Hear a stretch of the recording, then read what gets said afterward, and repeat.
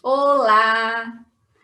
Estamos aqui de novo. Hoje eu estou aqui com o Juvan, um querido companheiro do Sejus, de Barra Velha, Santa Catarina, e vamos então ter aquele nosso bate-papo costumeiro com os espíritas progressistas do Brasil. Juvan, seja bem-vindo nesse canalzinho fofo, pequenininho, mas querido. Tudo de bom para ti aqui nesse nosso encontro. Olá, Suzy Leão, olá a todos os nossos companheiros, confrades, irmãos, internautas. Canal pequeno, fofo e resistente, né? Bravo! Bravo, querido! Estamos todos aqui, acredito que pela lei da sintonia, né? Buscando o conhecimento da espiritualidade e também a consciência, né? A consciência da justiça social, a consciência de um mundo melhor, e eu estou à sua disposição, Suzy, para a gente bater. Coisa boa. Querido, eu vou te fazer a pergunta que eu faço para todos os nossos companheiros e companheiras que vêm aqui. Conta pra gente, Juvan, como é que o espiritismo apareceu na tua vida? Como é que começou isso? Então, seguindo a velha premissa, né, Suzy, da chegada à doutrina ou pelo amor ou pela dor, é interessante, porque eu tive o componente da dor e eu tive mais junto disso o componente da própria razão. O componente da dor, porque a gente começa no espiritismo como, né, buscando explicações para os desafios, para os dramas da vida, né?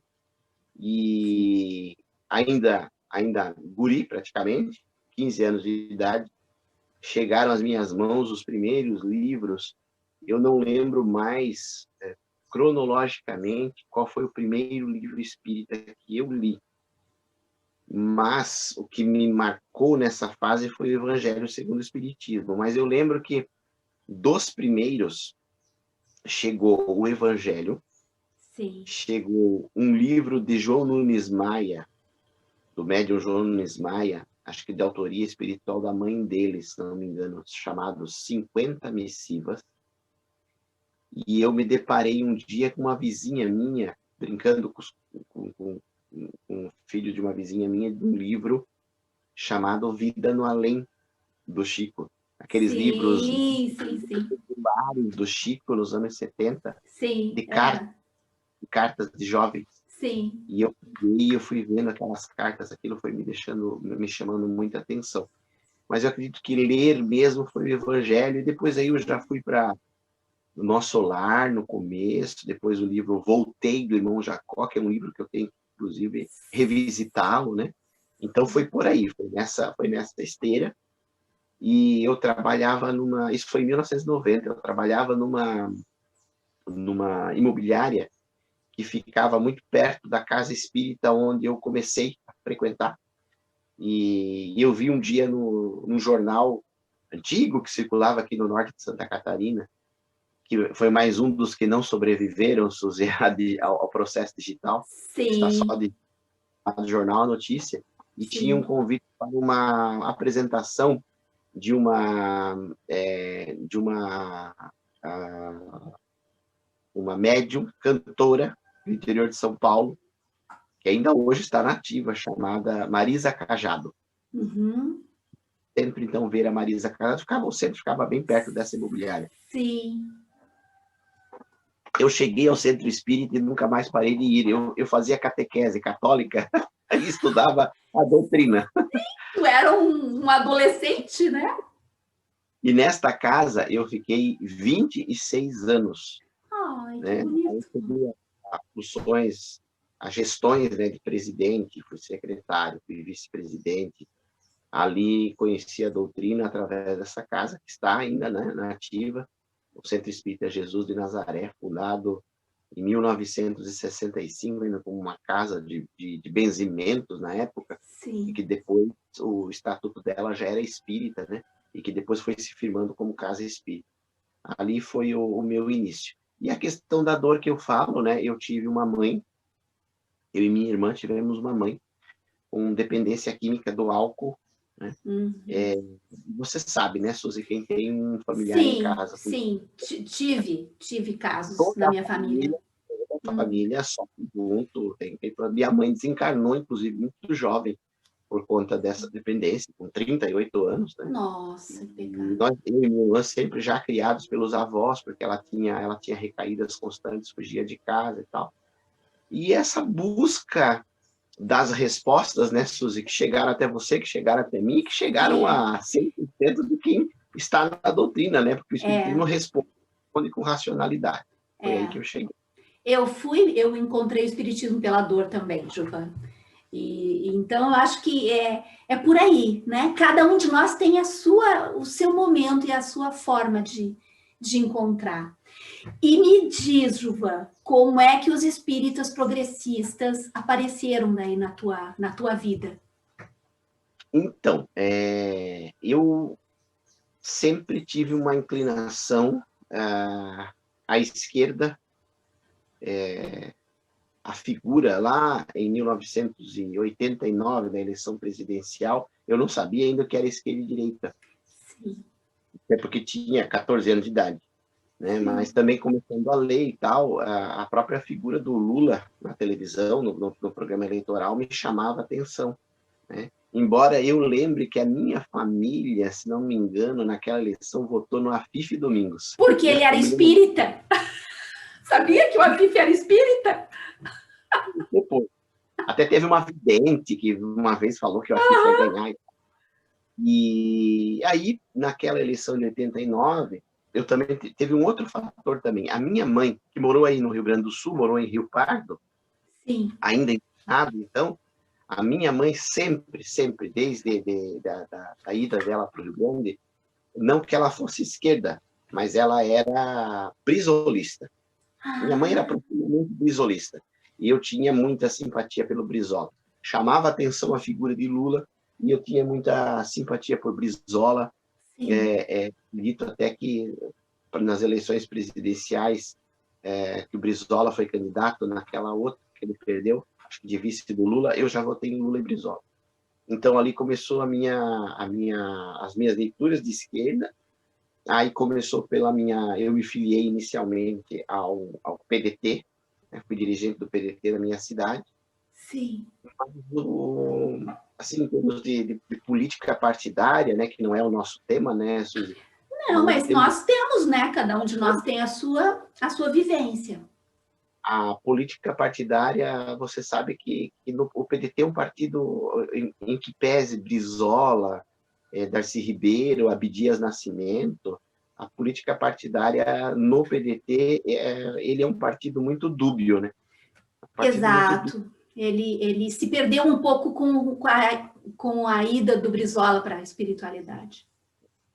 Perdeu demais. E tem um resíduo ainda de esquerda no Brizola, no PDT, né?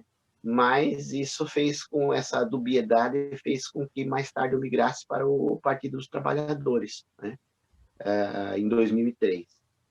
Então, eu lia em paralelo obras espíritas e tinha, então, já essa predileção pela direita. Isso nunca gerou problema algum dentro da casa espírita, até então, né, Suzy? Sim. Mas eu sempre digo uma coisa. Sim. A ascensão do bolsonarismo, ela acabou por nos fazer um bem, Suzy. Interessante isso, né? Talvez por isso que os espíritos dizem no livro dos espíritos que a guerra muitas vezes é necessária, né? Com a ascensão do bolsonarismo, esse conservadorismo das casas espíritas, que no meu caso até então não tinha me atingido de maneira tão... Eu já era crítico desse movimento espírita hegemônico de unificação da FEB. Eu já era crítico. Eu fiquei 12 anos, Suzy, no movimento de unificação. Sim. Indo nas reuniões, aqui no nosso caso, a região é a de Joinville, indo nas reuniões chatas, com todo o respeito de irmãos muito nobres, muito dedicados a essa ideia de unificação, esse ideal, né? Sim. Mas eu ia numas reuniões chatas, arrastadas, burocráticas, discussão de estatuto, discussão de parágrafo, isso, aquilo. É. E eu sempre fui muito chiquista. Assim, Para muito chegar em ponto nenhum, muitas vezes, né, Juvan? sempre fui muito chiquista. E eu Chiquista. a vida do Chico, o Chico era um homem conservador, né? O Chico era um homem É. conservador no seu tempo, né? Mas eu sempre fui, e sou até hoje, profundamente ligado a Chico Xavier. E depois a gente lendo as palavras de Chico, registradas por vários biógrafos, o Chico ele tinha até uma aversão a esse espírito de cúpula. Sim. O Chico não era um socialista, mas o Chico foi um franciscano. Uhum. Ele era um homem muito simples. Convenhamos, porque você ser franciscano é mais difícil que ser socialista, porque o franciscano é aquele que se despe.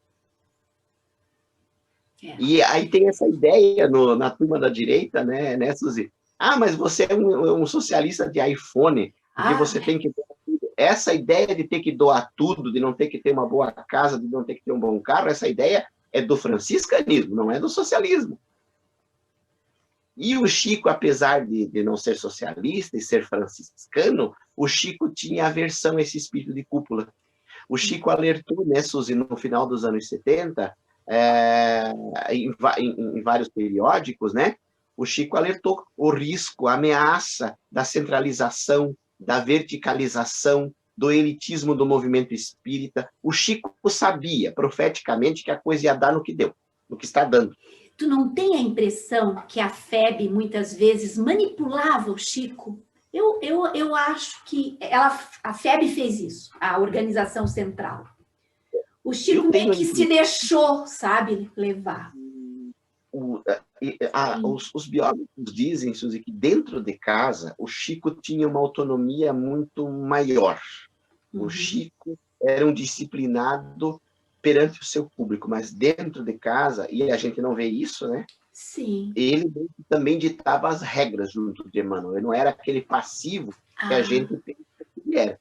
Mas por que eu estou citando o Chico?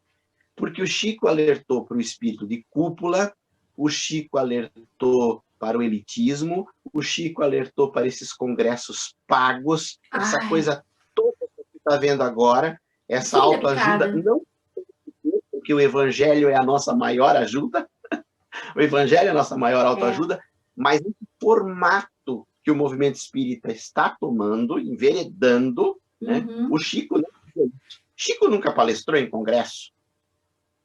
Chico nunca foi em evento pago. Em hotéis caros, né, Juvan? Em hotéis caros. Chico ia nas feiras do livro, Suzy, em Uberaba e região, principalmente em Uberaba, e ele comprava os livros dele mesmo.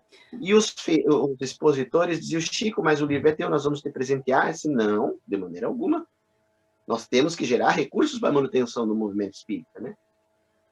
E eu fui, voltando à questão do conservadorismo, então eu fui lendo Chico Xavier e fui vendo que o Chico também disse, olha, se algum dia eu tiver que bater continência para alguma entidade, para algum chefe na doutrina espírita, eu largo mão e eu vou deixar isso aqui, eu vou deixar de ser espírita, eu vou tentar ser cristão. Isso tem registro do Chico falando. Olha que bonito. E é tão isso, né, Suzy, na vida do Chico, que ele nunca se filiou. Tu não acha curioso isso? Ele não se filiar. O centro dele não era afiliado. E ele vai na Casa Espírita da Prece, coloca lá na placa, aqui com o nome de Grupo Espírita da Prece, funciona o culto do Evangelho no lar do irmão Francisco Cândido Xavier em casa de sua propriedade. Aquilo era uma declaração de independência. Sim, tipo, aqui, minha casa, minhas regras. Né? E isso tudo, depois a gente vai encaixando, vai reflexionando, porque lá nos anos 40, 50, como é que aquele jovem matuto, mineiro, vindo de uma família muito pobre, iria publicar os livros. Ele teve que se submeter aos ditames da Federação Espírita Brasileira para esses livros virem a lume, primeiro por ela e depois por outra, depois mais conhecido por outras editoras. É curioso, né? Porque a FEB não quis publicar o livro Cartas de uma Morta, né? Ela não quis ou não publicou, teve alguma restrição, e ele foi publicar, é o segundo livro dele, ele foi publicar na LAC, a editora Livraria. Bem, aí estou eu no meio dos conservadores, no norte de Santa Catarina. Menino, tu tá no ninho.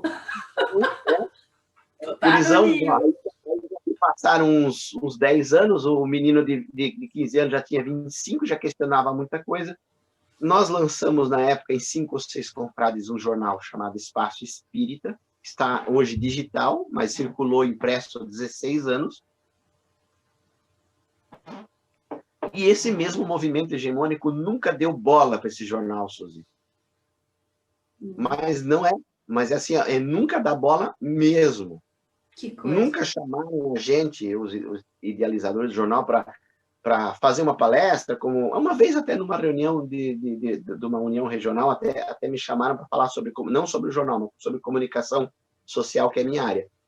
Mas nunca divulgaram, nunca enfatizaram. Era o único jornal impresso de Santa Catarina, espírita, no norte de Santa Catarina, por muito tempo. Pois é.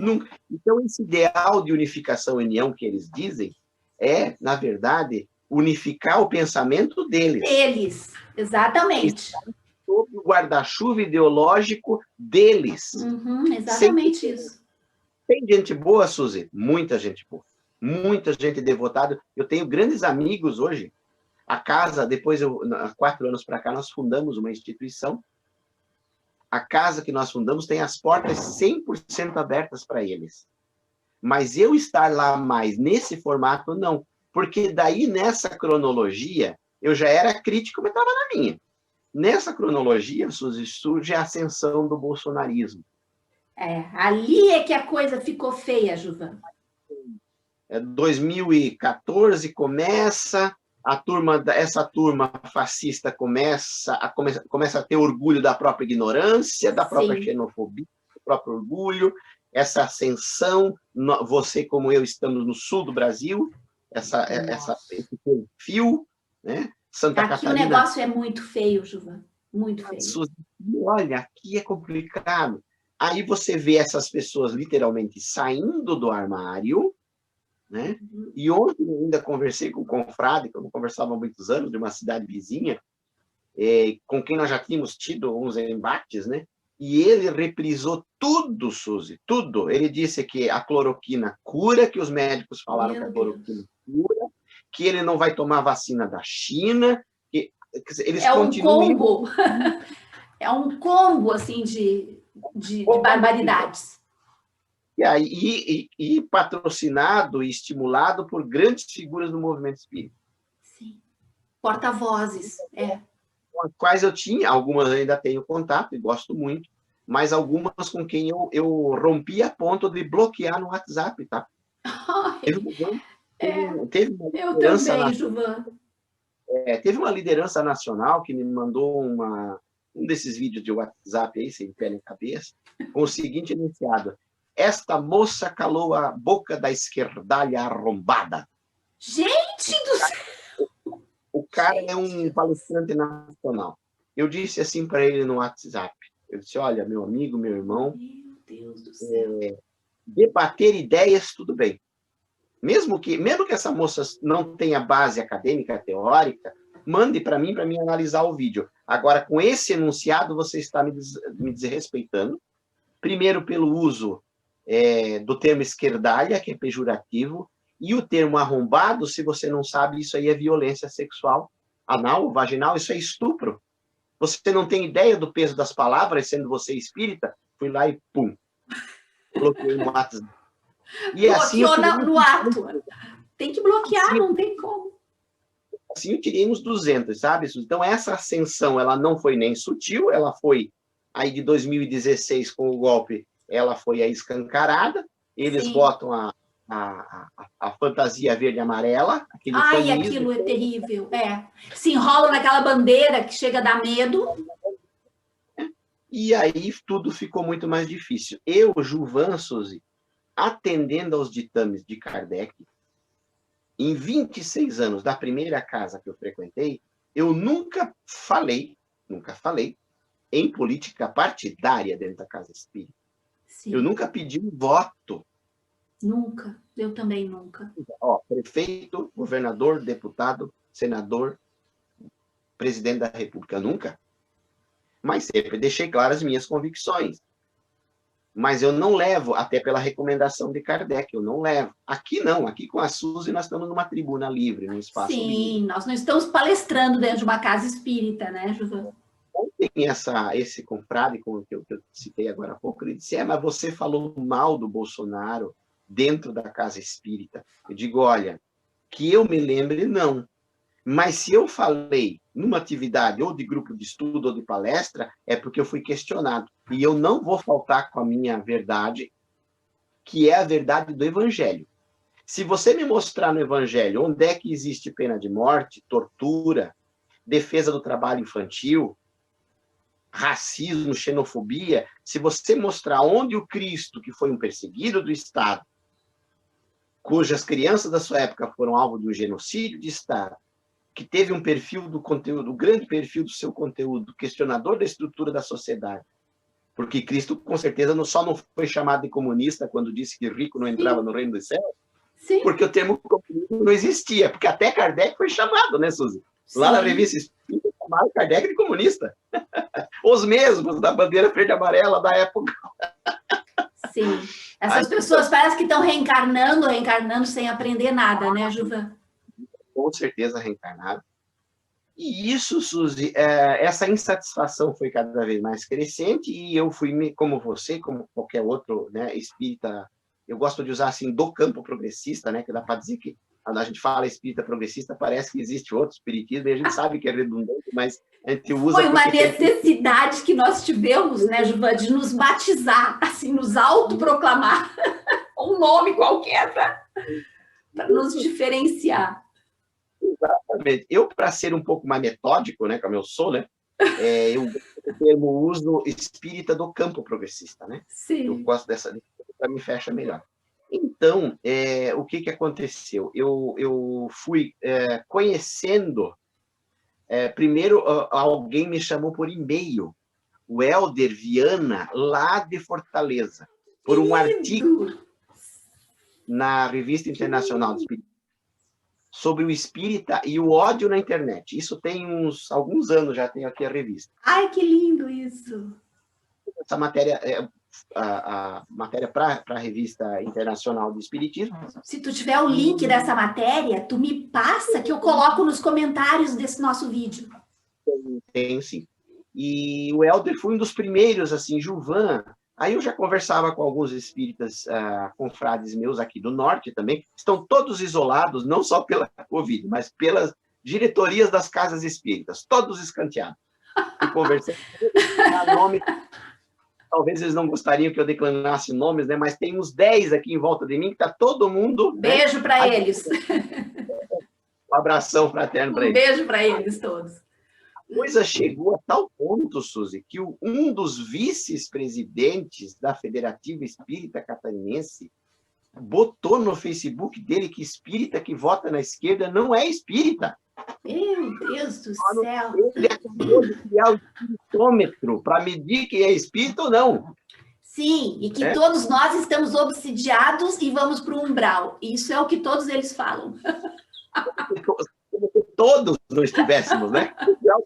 Todo mundo tem, maior ou maior, todos nós temos. Mas, enfim, ontem ainda, um outro dirigente lá de São Paulo, conservador, postou uma daquelas bobagens, porque o Zumbi dos Palmares tinha escravo, e o movimento esqueceu do Luiz Gama. Aí eu fui lá e postei uns cinco links de entidades, de organismos espíritas do campo social, jurídico, jornalístico, cultural, que reverenciam Luiz Gama. Sim. Quem não conhece o Luiz Gama é a direita. E o banner que o dirigente espírita compartilhou era do Fernando Holliday, aquele rapaz lá Meu Deus do do céu! extrema-direita de São Paulo, infelizmente, né, reeleito, mas o povo Ai, cria meu Deus do armas, né? céu. O Fernando Holliday se intitula gay não praticante. Imagina, coitado. Para minha felicidade, outros confrades foram lá. Eu posso citar aqui a Lili Zacaria, que é uma ativista feminista, espírita de Joinville, foi lá com muita propriedade, entrou no debate. E é interessante, observadores, eles sacralizam muito o livro Brasil, o Coração do Mundo, Pátria do Evangelho. Esse livro, na verdade, é um perigo, né, Juva? Ele é muito delicado. Ele é um livro muito bonito, como todos os livros, como toda a literalidade de Humberto de Campos, ele é um livro muito bonito. Agora, do ponto de vista histórico, ele é uma narrativa ficcional, romantizada, né? Que a gente tem que ler com muito cuidado. Não é para não ler, é para ler, mas é para voltar para Kardec, né? Para fazer o filtro, né? E aí eu peguei, Suzy, na página desse confrade, e eu falei o que Humberto de Campos, que eles sacralizam, falou sobre a Comuna de Palmares. Humberto de Campos diz, até foi um amigo meu que é biógrafo do Chico, que me atentou para isso, o João Harley. Humberto de Campos diz que a Comuna de Palmares foi o exemplo vivo da luta e do heroísmo do povo negro diante da opressão e da morte. Que lindo. E Humberto de Campos usa uma expressão muito curiosa, Suzy, dizendo que Palmares foi uma comuna fraterna onde não havia ricos e nem pobres. Até no livro que eles sacralizam, está lá evidenciada a importância da experiência de resistência de Palmares. Por isso foi massacrado. Não contra-argumentou, né? Sim. Então, assim, o processo foi pela internet. O Helder, que eu lembro, assim, foi a primeira pessoa que me chamou. Eu já conversava com espíritas do campo progressista aqui da minha região de Joinville, alguns de Florianópolis. A gente foi se encontrando, a gente foi vendo quem, naquela coisa absurda daquela eleição presidencial, quem já estava com o Haddad, quem já estava com o inominável, né, presidente da República atual. Sim.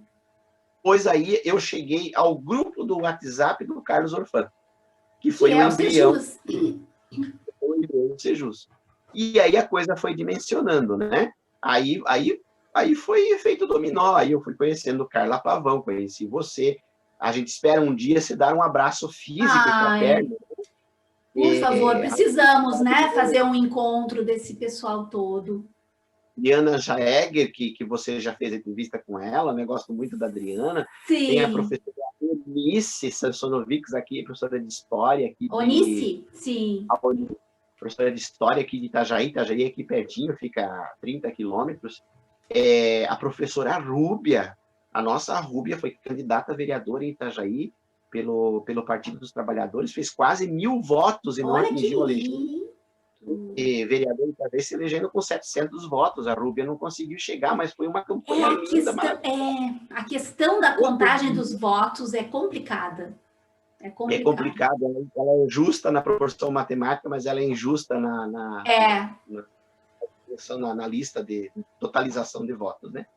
Enfim, aí nós fomos nos conhecendo. Eu já conhecia o Franklin Félix lá da Rádio Boa Nova, a Ana Cláudia Laurindo, que é essa pessoa que tem estrelas no seu teclado, porque ela escreve maravilhosamente bem, né? Um amigo meu, que eu tinha me afastado, porque eu pensei que ele era bolsonarista, mas ele é progressista, o Marcelo Henrique Pereira. Ele vai adorar que eu fale isso. Que bacana! Que bacana, Juvan. O Marcelo Henrique do Projeto Espiritismo com Kardec. Ele foi candidato a vereador certa vez, não sei se Tijucas ou Palhoça ou Florianópolis, pelo PSDB. Eu achava que ele era tucano, ele disse que foi só a configuração, foi a vaga que deram para ele, mas ele é progressista. Aí me reaproximei do Marcelo, porque a gente vai pela lei de... O nosso filtro agora está muito mais apurado, né, Juvan? Eu, pelo menos, eu agora estou tentando estar mais próxima das pessoas, um pouco mais leves, porque o bolsonarismo, ele criou uma coisa meio pesada em volta de algumas pessoas aqui no Sul, aqui no Rio Grande do Sul. Interessante, Suzy, porque eles refutam em nos ouvir. Eles Sim. deveriam nos ouvir. Por que essa turma toda apareceu de uma hora para outra? Quais os motivos? Isso serviria de um bom material de reflexão para esses espíritas conservadores. Quais os nossos argumentos? Porque é muito, ao mesmo tempo, Suzy, que foi muito bom conhecer tanta gente, né, ao longo do Brasil, por outro lado, foi doloroso se afastar de amigos de mais de 20 anos. Muito triste, na verdade. Muito triste. Isso Suzy, quando não é problema na família. Tem alguns conhecidos meus que parece que ele veio realmente houve rompimento na família. Muito triste isso, sabe? Eu digo para ti que amigos, irmãos, confrades meus, do coração, Suzy, de mais de 20 anos, eu tive que desfazer o Facebook, porque eu não aguentava mais ler o que essas pessoas estavam falando. Também. Até primos meus eu tive que... Um primo chegou uma vez e me disse assim, vocês são vírus. Olha que absurdo! Vocês da esquerda são vírus que precisam ser exterminados. Olha que grau de violência, Juvan. Esse tipo de pensamento, né, Suzy, para daqui 15 ou 20 anos desaguar num campo de concentração, pensa! Não é coisa que aconteceu na Alemanha. Exatamente. E daqui a pouco pessoas da tua parentes estão te dedando, delatando, né, te entregando. Olha. Já assistiu, Suzy, na Netflix, tem uma série dramatizada, documental e dramatizada, chamada Circle of Evil, o Círculo do Mal, né, de Hitler. Eu vou dar uma olhada. Ele não é um documentário sobre Hitler, é sobre os asseclas de Hitler. Quem era o primeiro e o segundo escalão do Reich. Ali ele explica o que era SS, o que era Reich, o que era Luftwaffe. Começa com o Hitler desde os discursos nacionalistas na choperia acho que foi Munique, né, que ele começou, ou Berlim, acho que foi Munique. Desde o discurso na choperia, a primeira eleição que foi um fiasco, depois a tentativa de golpe, a prisão, como a ascensão, né?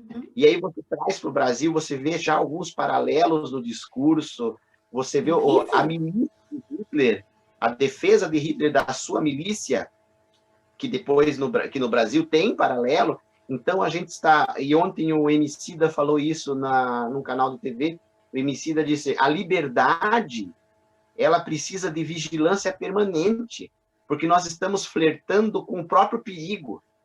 Exatamente. Esse perigo, ele é um risco concreto, Juvan. Por isso que é importante esses movimentos, sabe, nossos, assim, de... E, assim, esse espiritismo no Brasil, que se desenvolve, então, Suzy, como uma religião, eu acho que, dadas as próprias... eu não tenho estatura intelectual e nem moral para dizer que foi um erro o espiritismo como ele está hoje no Brasil. Eu não posso dizer isso, eu não tenho conhecimento, né, para isso. Mas esse espiritismo religioso, ele emerge e se consolida diante da própria carência espiritual, afetiva do povo brasileiro. Eu acho que sim. O projeto e alguns espíritas progressistas talvez vão discordar de mim. O projeto da ascensão e da difusão de Chico Xavier, eu não acho que tenha sido um erro da espiritualidade em nenhum acaso, né? Eu não acho, por exemplo, que 10 ou 12 pensamentos pontuais de Emmanuel, que estão contrários à codificação, invalidem o trabalho de quase 90 livros de Emmanuel. O que eu acho absurdo é a federação agora ir lá e mexer no texto de Emmanuel. Como é que você viola o direito autoral, você viola o texto original? E fizeram isso lá na França com as obras, com a codificação. Ley-Marie mexeu em tudo. Ley-Marie ganhou dinheiro. Ley-Marie expulsou a Madame Kardec, Amélie, do próprio espólio de Kardec. Ley-Marie foi o coveiro do espiritismo na França. Mas eu não acho que essa feição religiosa seja acaso, porque, afinal de contas, eu cheguei ao espiritismo através dela. Eu acho também que não nos cabe ficar julgando isso, né, Juvan? A gente tem que tentar seguir em frente. Eu acho seguir até em frente.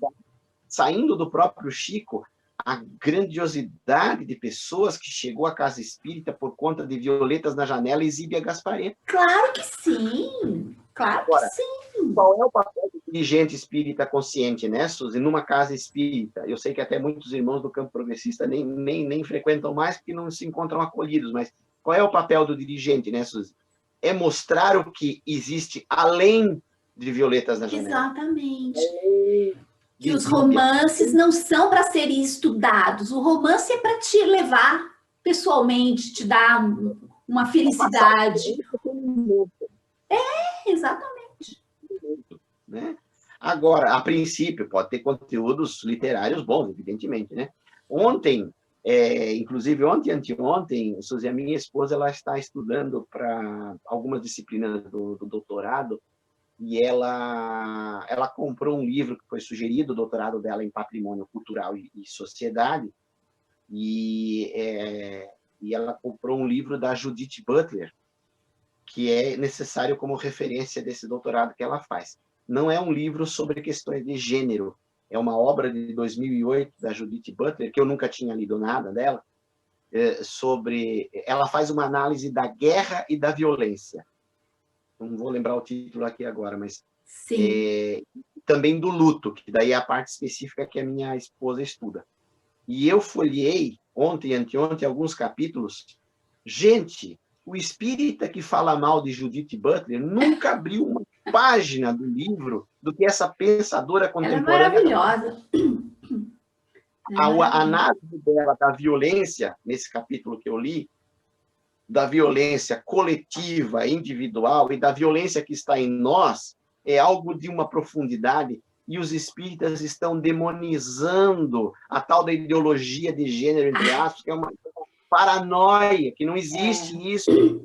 Espíritas machistas, né, Juvan? Machistas. Deixem a mulher estudar, deixem a pesquisa acadêmica avançar, deixe a academia ter as suas conclusões, e depois das conclusões é que nós vamos ver o que é espiritismo e o que não é. Não demonizem, como o nosso Haroldo Dutra Dias deu uma resposta muito rasa, questão de ideologia de gênero. A pergunta foi errada e a resposta foi rasa, quer dizer, não tem como dar certo. Não, é terrível. Então, terrível. Entre espírita realmente acordaços. Muito. Eu queria te perguntar agora, Juvan, a respeito que eu vi no Facebook tu colocando a respeito da tua graduação, teu trabalho, teu TCC. Fala um pouquinho para a gente sobre isso. Eu achei sensacional o título. Eu me aventurei em duas situações novas da minha vida aos 40, né? Na época 40, agora com 45, né? Eu fui pai aos 49, aos 39, e comecei a faculdade aos 41. Que legal, Juvan! Que lindo isso! E estou estudando Direito, estou na reta final, eu vou com disciplinas ainda mais um ano, mas eu estou estudando Direito, eu desenvolvi um TCC que, quando eu me aprofundei no direito e vi a questão de como é elaborada a lei, realmente o que é realmente o legislador, o que é o Estado laico, o que é o direito constitucional, a redação das leis, eu comecei nesse estudo a notar uma similaridade com a própria doutrina espírita. Porque a doutrina espírita, no seu arcabouço, ela é um código. Ela é um código de normas, de consequências morais, como dito pelo próprio Kardec. Também não vou entrar aqui na discussão, é religião ou não é. Eu faculto as pessoas tirarem. Que cada um leve, né, da sua forma. Quando eu vi a similitude e me deparei com uma realidade de que as leis antigas, Suzy, as leis antigas, elas vieram todas de códigos religiosos, todas são leis, os doutrinadores ao longo da história, Lao Tse, Zaratustra, Buda, Moisés, Profetas, né?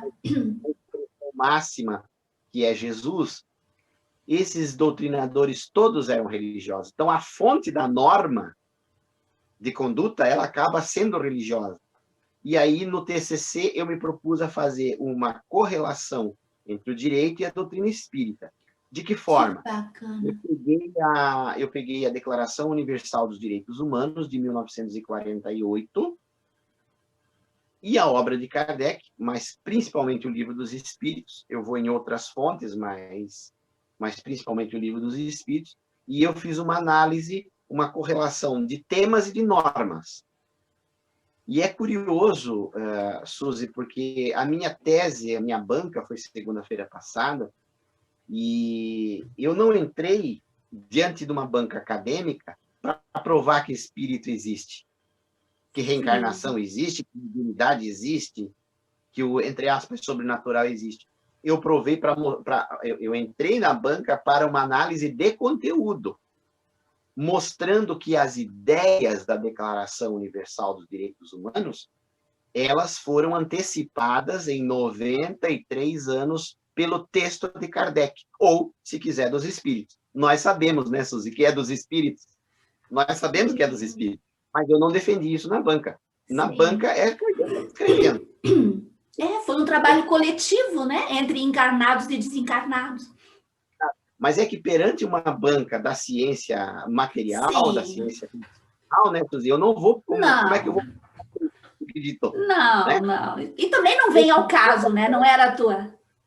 Eu tive medo até na banca do ceticismo da banca, da criticidade da banca, e de eu ser até, de certa forma, não digo ridicularizado, porque não é papel da banca ridicularizar, mas essa crítica vem muito forte. Como é que você vai acreditar em espíritos? Né? Sim. Mas não, porque eu peguei artigo 1º, mostrei onde é que está lá na codificação. Artigo 2º, lá na codificação. Que baita pesquisa, Juvan. Que baita pesquisa que tu fez, guri. E eu posso antecipar aqui os resultados, Suzy, dos 30 artigos da Declaração Universal dos Direitos Humanos, sem falar nos considerando, dos 30 artigos, 27 estão na doutrina espírita. Que coisa linda isso! Por isso ela é atemporal, né, Suzy? Ela antecipou os direitos humanos, quase um século antes. Que lindo isso, Juvan. Quando isso estiver disponível numa edição, tu tem que fazer um movimento aí, que eu quero... eu quero ter esse livro. Uma editora já entrou em contato. Ai, que coisa boa. Eu encontrei daí nas aulas de direito penal, eu não tenho o livro aqui agora, mas eu encontrei alguns criminólogos espíritas. Eu encontrei um professor livre-docente da Faculdade de Direito de Havana, em Cuba, chamado Fernando Ortiz, que escreveu um livro só sobre direito penal e espiritismo, chamado A Filosofia Penal dos Espíritas. Eu encontrei o Deolindo Amorim, pai do saudoso Deolindo, pai do saudoso Paulo Henrique Amorim, escreveu... Provavelmente estão juntos agora. Né? O Deolindo assinou um livro chamado Espiritismo e Criminologia, e ainda 2 desembargadores, se não me engano, do estado de São Paulo, escreveram um livro chamado A Criminalidade e Doutrina Espírita. Eu fui garimpando essas obras, algumas comprando, algumas... Uma pesquisa e tanto. Lindo isso. Então, você vê que está muito esparsa essa literatura que dá para reunir, para fazer um estudo jurídico da doutrina espírita. Peguei muita coisa da Dora também, peguei muita coisa do Elias Moraes, é importante citar. Sim, Elias Moraes, nosso companheiro lá do Sejus. Recentemente, um livro contextualizando Kardec, né? Peguei alguma coisa do Paulo Henrique de Figueiredo. Joana de Ângeles, Suzy, Joana de Ângeles, na obra dela, tem feminismo. Sim, Joana de Ângeles tem amo as obras de Joana de Ângeles. Joana de Ângeles tem muita coisa. A questão da psicologia, da psique humana, ela aborda de uma forma impressionante. Mas aí o espírita conservador bota a Joana de Anjos debaixo do braço, como se fosse uma Bíblia, e vai votar no Bolsonaro. Exatamente, exatamente. É uma coisa assim que não dá para... Isso também se deve a algumas declarações desastrosas, né, dos grandes médiuns que estão por aí ainda, né? Enfim, né, Juvan, é um problema que existe, a gente não pode fingir que não existe, e eu acho que a gente está construindo um caminho muito lindo. Querido, eu amei conversar contigo. Eu falo muito. Não, que nada. É que eu sempre tenho medo que vá cair a nossa conexão no Zoom, né? Mas eu estou realmente muito, muito feliz de ter conseguido bater esse papo contigo. E eu só queria que tu deixasse aquela tua última mensagem, assim, de esperança, de otimismo, porque é o que todos nós precisamos, né, Juvan? Isso. Suzy, a mensagem, eu vou pegar a expressão que você acabou de utilizar, a expressão caminho. Ao espírita, de uma maneira geral, seja ele conservador, porque o conservador tem o direito de sê-lo também, né? Ou ao progressista, entender que quando se fala em caminho, os objetivos são os caminhos do meio, né? Isso é uma sabedoria do budismo, né? Não é muro, não é muro. Não é muro. Exatamente. Né? Eu é o também vejo, né? Nossos irmãos do campo progressista que no afã do desejo de mudança, nesse grito angustiado contra o fascismo, eles acabam muitas vezes resvalando para um campo mais socialista ou até comunista, dado os vários conceitos que possa se ter de socialismo ou comunismo, até porque não existe um só socialismo, não existe um só comunismo, não existe acho que está sendo construído, eu acho que esse caminho está sendo construído. Não existe um só cristianismo, porque o nosso cristianismo, o cristianismo de Kardec, de Chico, não é o cristianismo dos mercadores da fé aí, do Brasil, por exemplo, né? Mas que a gente tem essa ponderação de que é necessário retomar o diálogo. Nós vamos vencer o extremismo da direita e nós vamos ter que nos reaproximar para o diálogo.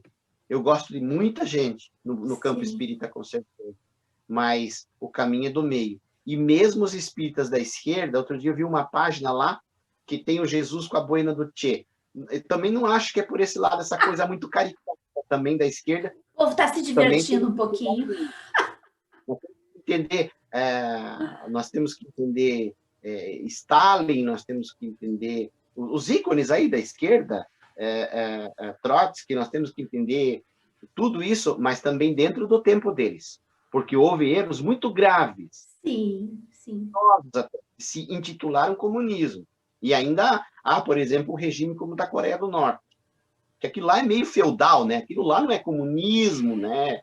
Eu acho que o que nós estamos lutando é muito mais por justiça social, né? Isso, exatamente. E poder falar sobre isso, né? E poder falar sobre justiça social. Agora, a estes irmãos, todos, em especial aos conservadores, eu sugiro que eles leiam, que assistam o estudo do Sejus, com Leilton Lima e com Elias Moraes, sobre nosso lar como uma sociedade comunal. Aquilo foi lindo. Sim. Tá. O vídeo está no YouTube. Os vídeos estão no YouTube. Se eles pensam que tem propriedade privada em concentração de renda em nosso lar, estão todos ralados. Querido, um beijo bem grande para ti. Fica bem. Adorei. Eu acho que vai ser um vídeo que vai fazer muito bem para todos os nossos companheiros e companheiras. Até uma próxima. E mais um trabalhinho para nós irmos para o nosso expurgo. Eu já estou com o meu cantinho no umbral lá sendo preparado. Vamos fazer uma roda de samba. Fica bem, querido. Beijo. Um abraço a todos.